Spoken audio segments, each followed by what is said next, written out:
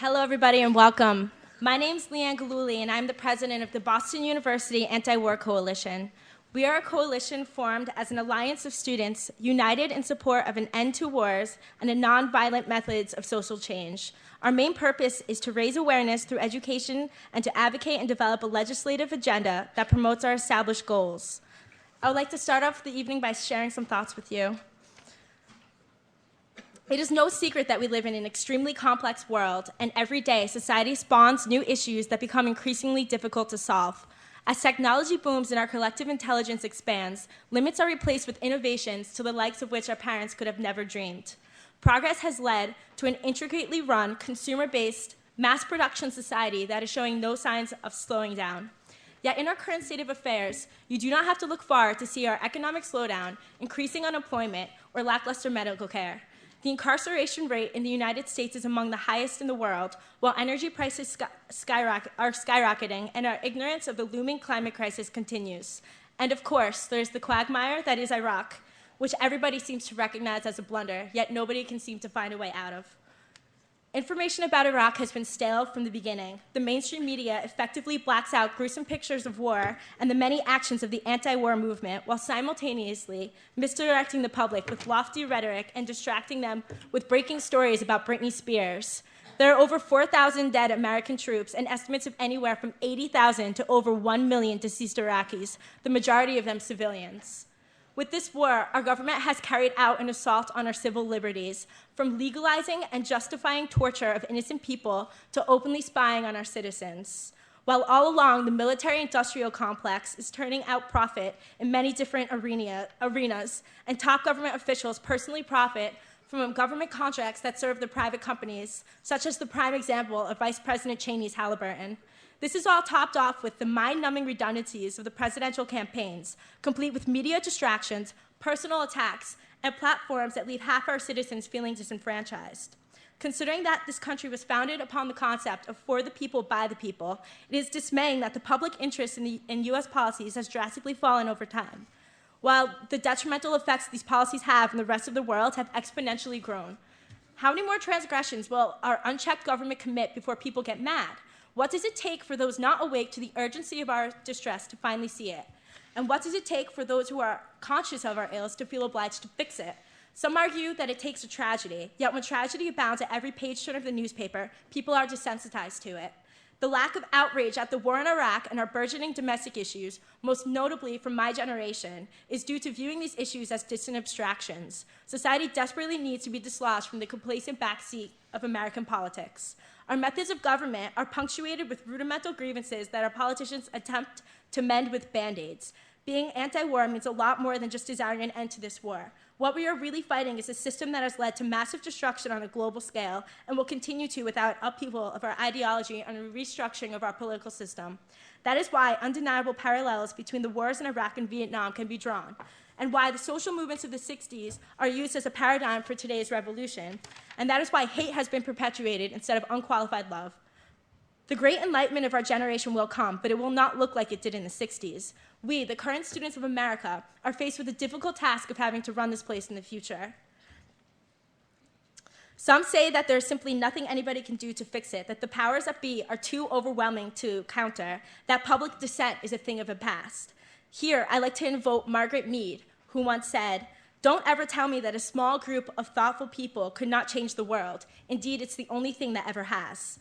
We must work within the confines of the structures of society, for in the end, it is simply a game of power politics and social status that, when wisely manipulated, can be utilized to put someone of good intention into power. Yet this ultra-concentrated power is undeniably tainting, and the real challenge lies in combating the culture of greed, bigotry, ignorance, and intolerance that permeates the United States. Because these plights are not identified by our increasingly unbalanced media, we turn to the unsung heroes who have been the voices of dissent, the forefront of innovative philosophy, and the ones bold and brave enough to question reality. I will never forget the day I first discovered Noam Chomsky. I had inklings that there was something off about the society I've been living in for 18 years, especially considering the war we had begun in Iraq. Feeling overwhelmed in an attempt to locate some facts, I was sifting through media and I came across an article Professor Chomsky wrote in December of 2002, and my mind was cracked wide open. Part of the article, entitled A Modest Proposal, illustrated a persistent pattern of policies that had been occurring for decades and showed no signs of changing. It was as if I had been staring straight at something for years, yet I was actually seeing it for the first time. Mr. Chomsky's work is like a precision laser, whittling down the cumbersome ideologies indoctrinated into the social psyche, exposing and condemning their flawed underbellies. A true renegade, Professor Chomsky has remained one of the most celebrated and highly demanded voices of revolution since he first took a stance in the 60s. Although relentlessly sought after by international media sources, he is often criticized at home in the US. Most widely recognized for his groundbreaking contributions in the field of linguistics, undergrads cannot take a course in evolutionary psychology, computer science, or international politics without encountering the works of Professor Chomsky. His tall intellect is conditioned with a social consciousness that gives purpose and depth to his works. His flame has been igniting minds and hearts for decades, especially at his beloved school of MIT, where he has taught for the past 53 years. His wisdom is adorned with experience and professed with clarity. Above all else, his individuality is marked by his unique positions, for he has never allowed anybody to put him in a box. Refusing to reside along the established plane of party politics, he has added a dimension to the otherwise horizontal political spectrum. He has taught to dispel preconceived notions, ignore propagandistic headlines, tune out sound bites, fight off your self-serving tendencies, and instead of sharpening differences between one another, recognize the commonalities of man and the potential for justice and peace that exists within each being. He has taught to question everything about your reality, to criticize and debate those in power, to find a more human response to the challenges posed by globalization. His ability to think in different modes has allowed for life-changing revelations and has inspired my thinking, and it is my hope that you all be inspired as well. The future that is at stake is our own, and I believe with intelligent reasoning and original thought, the answers to all these questions can be discovered. So, without further ado, I am honored to introduce to you the brilliant author, empowered lecturer, multi-talented, adoring father, and doting husband. He's received honorary degrees from over 24 of the top universities on the planet. He has been called by the New York Times arguably the most important intellectual alive, and he is among the eight most cited scholars in history. I could go on for hours about all his credentials, literally, but ladies and gentlemen, the one and only Professor Noam Chomsky.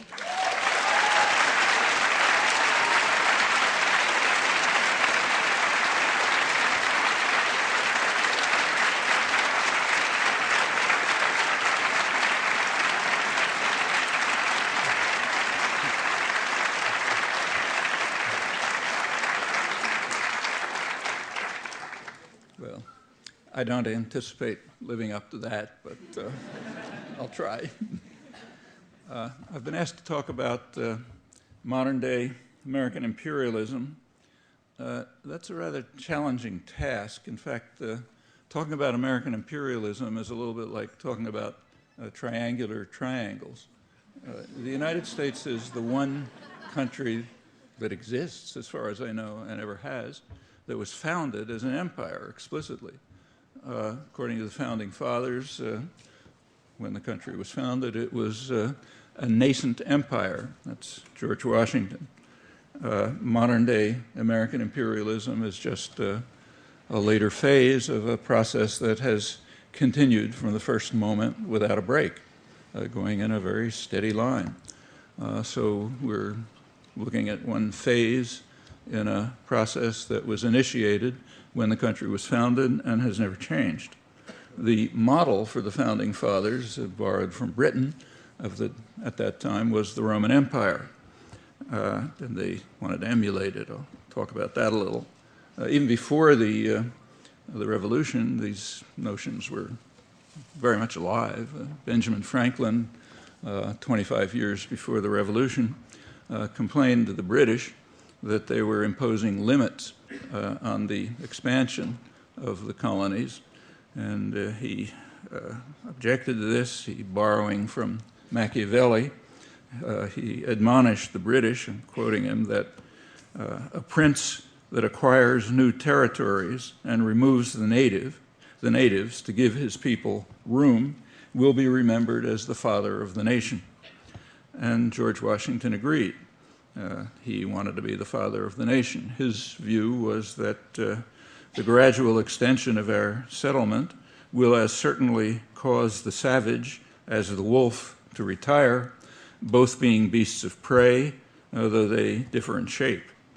I'll skip some contemporary analogs that you can think of. Thomas Jefferson, the most forthcoming of the founding fathers, said, "We shall drive them, the savages, we shall drive them with the beasts of the forests into the stony mountains, and the country will ultimately be free of blot or mixture," meaning red or black. Wasn't quite achieved, but that was the goal. Furthermore, Jefferson went on, our new nation will be the nest from which all America, North and South, is to be peopled, displacing not only the red men here, but the Spanish-speaking population to the south and anyone else who happened to be around. There was a deterrent to those glorious aims, mainly Britain. And Britain was the most powerful military force in the world at the time, and it did prevent the steps that the founding fathers attempted to take. In particular, it blocked the invasion of Canada.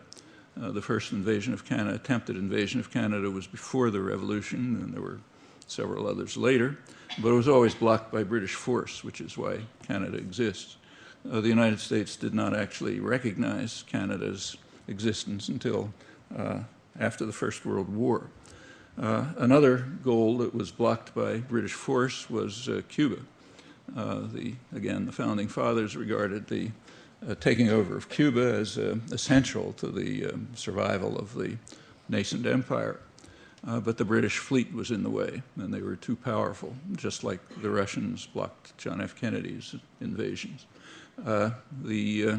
However, they understood that it would, sooner or later, would come. The great grand strategist, John Quincy Adams, the sort of intellectual father of manifest destiny, he pointed out in the 1820s that we just have to wait.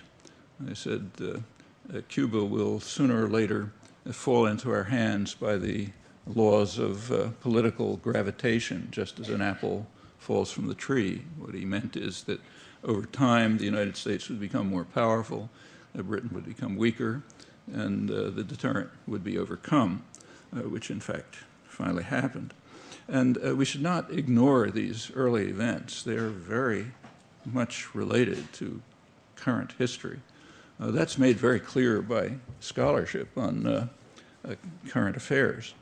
So the major scholarly work on the Bush Doctrine, George W. Bush Doctrine, the preemptive war doctrine, major work is by John Lewis Gaddis, who's the most respected historian of the Cold War period. It's on the roots of the Bush Doctrine.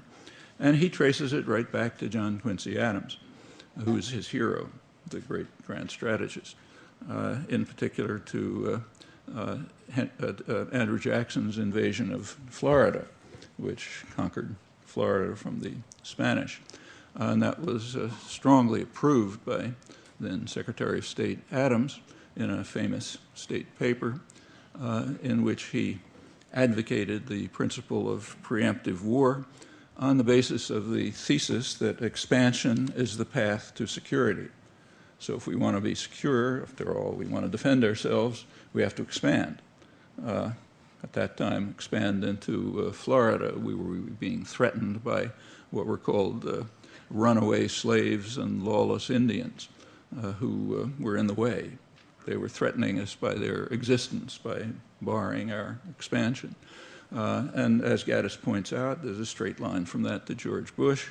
Now expansion is the path to security. It means we take over the world, we take over space, take over the galaxy. There's no limit to how much you have to expand to guarantee security. And that's been the principle from the beginning. Gaddis is a good historian, and he cites the right sources on the so-called Seminole War, Jackson's conquest of Florida, but he doesn't bother telling us what the sources say, and it's worth looking at what they say. They describe it as a war of murder and plunder and extermination, driving out the indigenous population. There were pretexts made, but they were so flimsy that nobody paid much attention to them. It was also the first executive war in violation of the Constitution, setting a precedent which has been followed ever since. There was no congressional authorization. It's all Adams lied through his teeth to Congress. I mean, it's all very familiar. So Gaddis is correct. It is the model for the Bush doctrine. He approves of both of them, but that's a moral judgment. But his analysis is correct, yes. What's happening now traces right back to the wars of extermination and plunder and murder and lying and deceit and so on, executive wars that John Quincy Adams was the great spokesman for. Adams, incidentally, later in his life, regretted this. After his own contributions were well in the past, he condemned the Mexican War as an executive war and terrible precedent. It wasn't a precedent. He'd established the precedent. And he also expressed remorse over what he called that hapless race of Native Americans, which we are exterminating with such merciless and perfidious cruelty. They knew what they were doing. Contemporary history likes to prettify it, but if you read the descriptions and the observations by the people who were involved, they knew exactly what they were doing. He expressed regret for it, but of course his own role was long past. It's commonly argued that American imperialism began in 1898. That's when, in 1898, the U.S. did finally succeed in conquering Cuba, what's called in the history books liberating Cuba, namely intervening in order to prevent Cuba from liberating itself from Spain and turning it into a virtual colony as it remained till 1959, setting off hysteria in the United States, which hasn't ended yet. Also taking over Hawaii, which was stolen by force and guile from its population, Puerto Rico, another colony, soon moving to the Philippines and liberating the Philippines, also liberating a couple of 100,000 souls to heaven in the process. Again, the reverberations of that extend right to the present with ample state terror and the one corner of Asia that hasn't undergone a high development, something we're not supposed to notice. But the belief that the imperial thrust started in 1898 is an example of what historians of empire call the salt water fallacy, the belief that you have an empire if you cross salt water.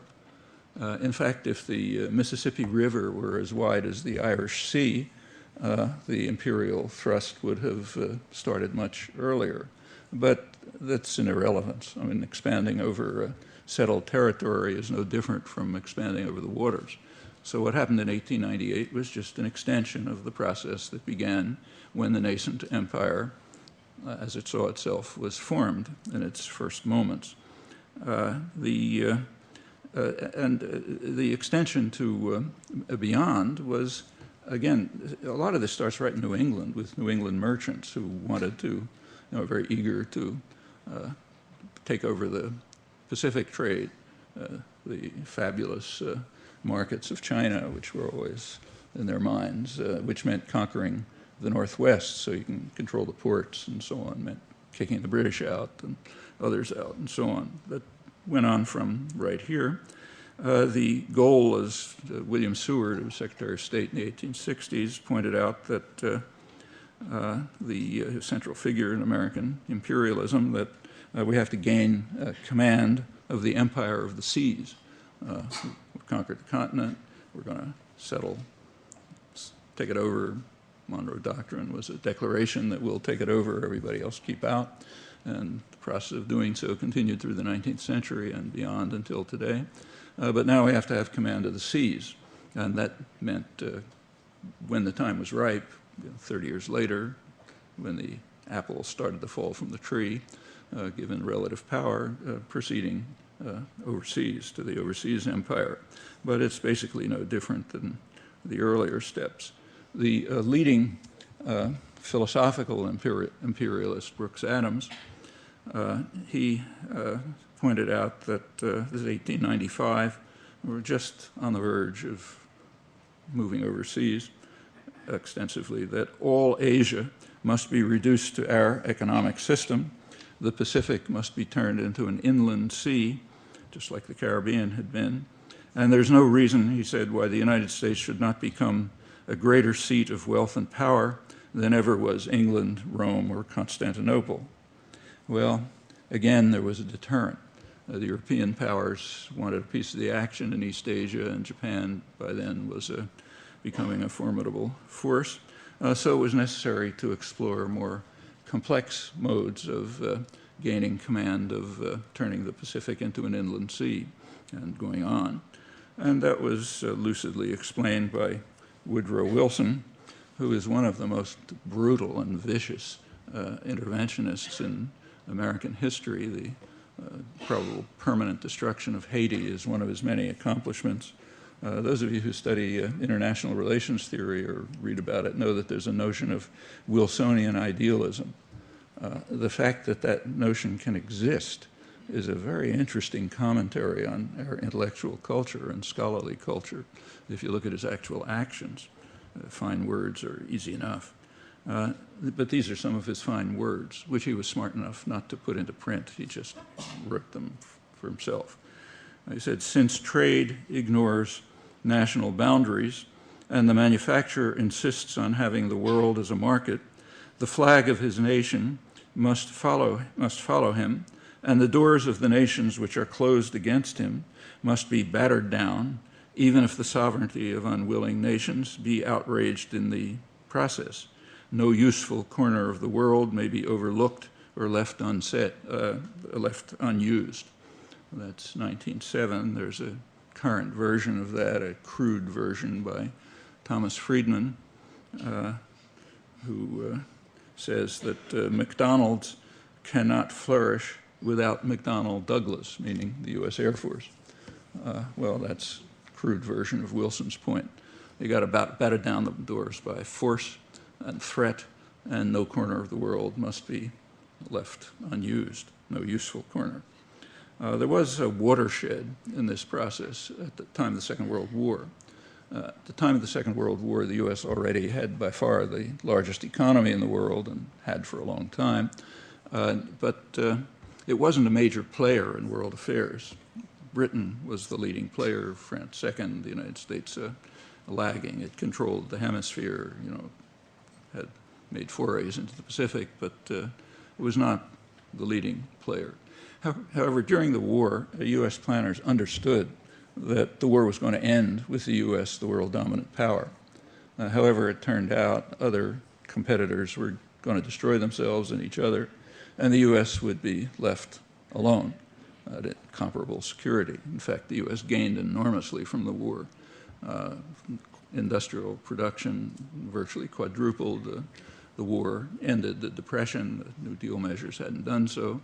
The U.S. ended, at the end of the war, the U.S. had literally half the world's wealth, and competitors were virtually either damaged or destroyed, and incomparable security. Controlled the Western Hemisphere, controlled both oceans, controlled the opposite side of both oceans. Just nothing remotely like it in history. And during the war, planners understood that something like that was going to turn out. It was obvious from the nature of the war. From 1939 to 1945, there were high-level meetings, regular meetings, of the State Department planners and the Council on Foreign Relations, the sort of main external non-governmental input into foreign policy. And they laid careful plans for the world that they expected to emerge. It was a world, they said, in which the United States will hold unquestioned power and will ensure the limitation of any exercise of sovereignty by states that might interfere with U.S. global designs. Incidentally, I'm not quoting neocons. I'm quoting the Roosevelt administration, the peak of American liberalism. They called for what they called an integrated policy to achieve military and economic supremacy for the United States and bar any exercise of sovereignty by anyone who would interfere with it. And they would do this in a region that they called the Grand Area. Well, in the early part of the war, 1939 to 1943, the Grand Area was defined as the Western Hemisphere routinely, the former British Empire, which the U.S. would take over, and the Far East. That would be the Grand Area. They assumed at the time that there would be a German-led world, the rest. So there'd be a non-German world, that's us, and a German world. As the Russians gradually ground down the Nazi armies after 1942, it became pretty clear that there wouldn't be a German world. So the Grand Area was expanded to be as much of the world as could be controlled, limitless. That's simply pursuing the old position that expansion is the path to security for the nascent empire of 1776. These policies were laid down during the war, but then they were implemented right after the war. In fact, now that we have available in the declassified record the planning documents of the late 1940s, it turns out they're not very surprisingly very similar to the wartime planning. One of the leading figures was George Kennan, who was head of the State Department policy planning staff. He wrote one of his many important papers in 1948, PPS 23 if you want to look it up, noted that the United States has half the world's wealth but only 6% of its population, and our primary goal in foreign policy must be, as he put it, to maintain this disparity. And in order to do so, we must put aside all vague and idealistic slogans about democracy and human rights. Those are for public propaganda and colleges and so on. But we must put those aside and keep to pure power concepts. There's going to be no other way to maintain the disparity. And then in the same paper and elsewhere, he and his staff went through the world, assigned to each part of the world what would be what they called its function within this global system in which the U.S. would have unchallenged power, unquestioned power. So Latin America and the Middle East obviously would provide the energy resources that we would control, gradually pushing out Britain, throwing out France immediately, and pushing out Britain slowly over the years, and turning it into essentially a junior partner, as the British Foreign Office ruefully described their role at that time. Latin America we simply control. That's our little region over here, which has never bothered anyone, as Secretary of War Stimson said, while the U.S. was violating the principles it was establishing by setting up a regional organization in violation of the UN Charter and so on. So Latin America we keep, Middle East we control. Southeast Asia would be, its function was to provide resources and raw materials to the former colonial powers. Meanwhile, we would purchase them too. That would send dollars there, which the colonial powers would take, not the population. And they could use those to, Britain, France, Netherlands could use the dollars to purchase U.S. manufacturers.